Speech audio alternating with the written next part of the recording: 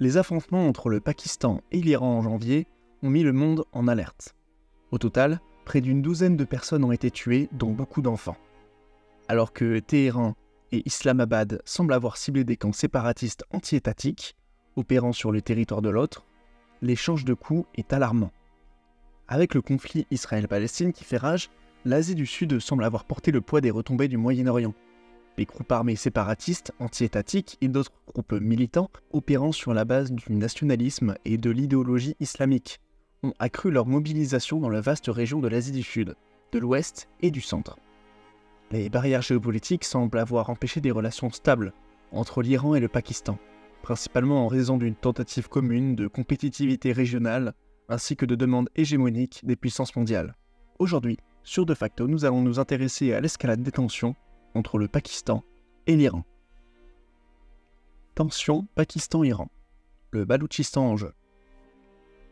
Le principal facteur derrière les échanges de frappes aériennes est une tendance croissante à l'insurrection militante dans la région du Baloutchistan. Une région historique, profonde, qui a été longuement disputée. Des anciens Grecs macédoniens aux soldats de l'Empire britannique avant l'indépendance du Pakistan en 1947. Le Baloutchistan chevauche largement à la fois le Pakistan et l'Iran, tous deux des nations majoritairement islamiques. La région est la plus grande du Pakistan, mais la plus peuplée et la plus pauvre. Une région qui est la pierre angulaire du corridor économique sino-pakistanais, le gigantesque projet d'infrastructure de 60 milliards de dollars que la Chine a mis en place dans le cadre de l'initiative de la ceinture de la route. Les Baloutches résident également dans la province du Sistan-Baloutchistan en Iran, une zone qui borde le Pakistan. Depuis la partition de 1947, les Baloutches ont cherché à se distinguer en tant que peuple indépendant séparé du Pakistan et de l'Iran. Cela a entraîné beaucoup de violence avec des attaques contemporaines menées contre les forces de sécurité pakistanaises et iraniennes depuis le début des années 2000. Ces dernières années, dans le but de diluer le pouvoir du Pakistan sur le Baloutchistan, les militants séparatistes, avec l'armée de libération du Baloutchistan, le Front de libération du Baloutchistan et d'autres groupes, ont lancé des attaques violentes contre les intérêts chinois, les forces de sécurité et les autorités de l'État. Les attaques sont devenues presque attendues, se produisant presque quotidiennement, des bombardements, des attentats suicides et des embuscades à grande échelle, dont les lieux publics ont posé problème tant aux forces iraniennes qu'au Pakistan. Attribuées principalement à la montée du terrorisme transnational dans la région, les situations proviennent des griffes baloutches contre le Pakistan et l'Iran. Les Baloutches affirment être ethniquement exclus du développement économique significatif. Ils affirment avoir peu accès à l'abondance de minéraux précieux et de réserves pétrolières sur leur territoire. Le travail étant plutôt externalisé vers la Chine dans le cadre du CPEC.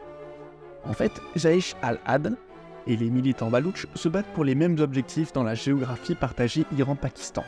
L'inégalité dans la distribution des ressources sur la base de la discrimination ethnique a contraint les peuples dominés par le Baloutchistan à lutter militairement pour créer un territoire indépendant de la région plus large du Baloutchistan. En conséquence, les opérations de la BLA et de Jaish al-Adl ont donné lieu à une multitude d'attaques transfrontalières. L'Iran a auparavant accusé le Pakistan de ne pas avoir assez fait pour contrecarrer le terrorisme dans la région, intensifiant ainsi considérablement les tensions entre les deux nations.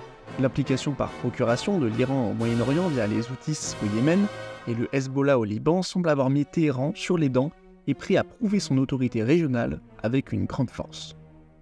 Malgré le fait que l'Iran et le Pakistan soient tous deux des nations musulmanes, les différences dans l'idéologie islamique ont encore attisé les tensions politiques. L'utilisation soudaine par l'Iran de missiles balistiques pour cibler le groupe terroriste Jaish al-Adl sur le sol pakistanais a indigné Islamabad, qui a qualifié l'attaque d'une violation flagrante du droit international. En conséquence, le Pakistan a riposté en lançant un missile sur le repère de la BLA à la frontière iranienne, tuant apparemment quelques personnes non iraniennes. Bien qu'en surface le Pakistan et l'Iran semblent être conciliants dans la reconstruction des liens diplomatiques, des reconsidérations géopolitiques doivent être également prises en compte. Le Pakistan et l'Iran partagent une identité islamique et entretiennent des relations bilatérales depuis des années. L'exposition récente de la puissance militaire impactera sûrement la stabilité des futures relations politiques entre Téhéran et Islamabad. Le groupe armé anti-étatique cherche depuis longtemps des refuges sûrs sur le territoire de l'autre et ont combattu contre les dirigeants de l'État iranien et pakistanais depuis des décennies, érigeant des murs géopolitiques contre Téhéran et Islamabad. il est possible que Pakistan et Iran s'engagent dans une guerre par procuration où il y a un certain soutien pour les groupes séparatistes du Jaish al-Adl et du Baloutchistan, de chaque côté, respectivement, afin de prendre le dessus. Il est possible que la violence se poursuive dans l'éventualité probable où les attaques frontalières augmenteront sur le sol de l'un et de l'autre.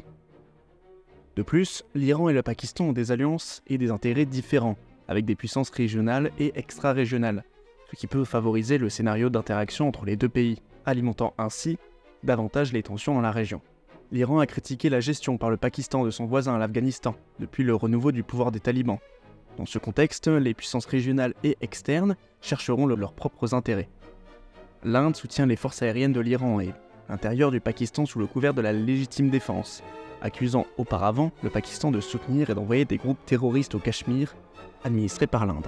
D'un autre côté, les États-Unis ont condamné les frappes aériennes iraniennes contre le Pakistan, en raison des guerres par procuration actives de l'Iran au Moyen-Orient, contre les alliés américains, en particulier l'Israël.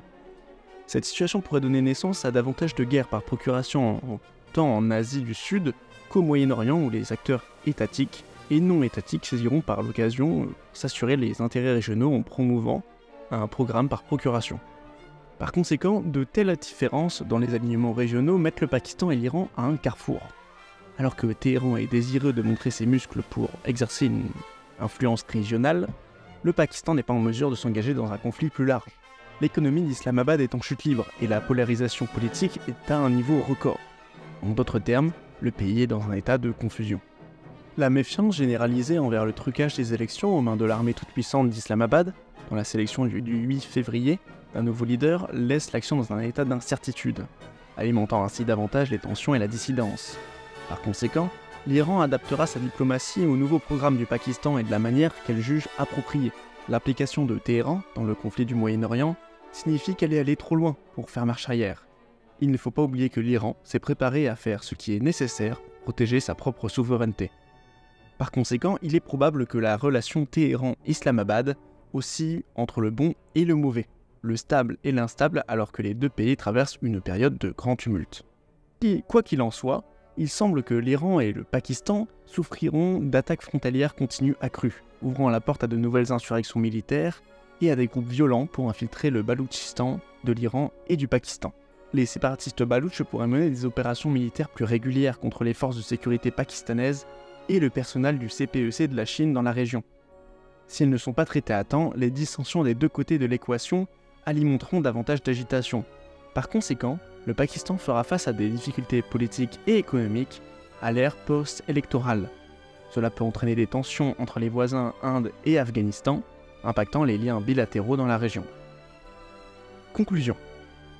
En conclusion, les récentes tensions entre l'Iran et le Pakistan, exacerbées par les échanges de frappes aériennes et alimentées par les conditions géopolitiques complexes, soulignent les défis persistants auxquels la région est confrontée. Les enjeux historiques, ethniques, économiques dans la région du Baloutchistan alimentent un cycle de violence et de méfiance entre les deux pays, mettant en péril la stabilité régionale. De plus, les divergences d'alliances et d'intérêts avec les autres acteurs régionaux et mondiaux ajoutent une dimension supplémentaire à cette dynamique déjà très complexe. Il est impératif que les dirigeants des deux autres pays recherchent des solutions diplomatiques et pacifiques pour désamorcer la tension et résoudre les problèmes sous-jacents qui alimentent les conflits. Une coopération régionale et internationale accrue pourrait être nécessaire pour aborder les problèmes socio-économiques et ethniques qui sous-tendent les conflits dans la région. Sans une action concertée et une volonté politique de la part des parties concernées, la situation risque de s'aggraver, entraînant davantage de souffrance pour les populations locales et sapant les efforts du développement et de prospérité de la région. Merci infiniment d'être resté jusqu'à la fin de la vidéo. Si vous avez apprécié le contenu et souhaitez rester informé des prochaines vidéos, n'hésitez pas à vous abonner pour ne rien manquer.